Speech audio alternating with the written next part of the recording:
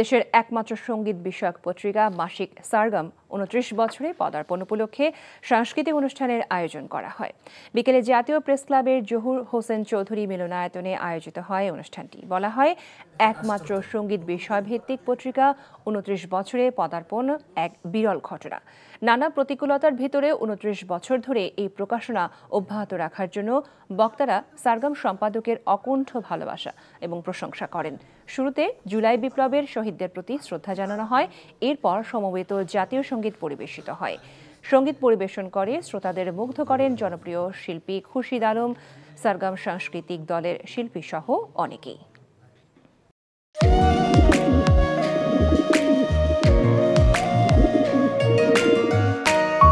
আমি রাশেদ।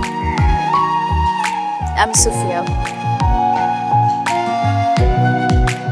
আপনার পোষা কবুতর, আপনি মায়া এখনো ছাড়তে পারেনি, এই জন্য উড়ে চলে আসছে। মায়া হচ্ছে ম্যাজিকের মতো, একবার মায়া বললে সহজে ভোলা যায় না। তুমি কি পাগল? আমি পাগল তো। সুফিয়া,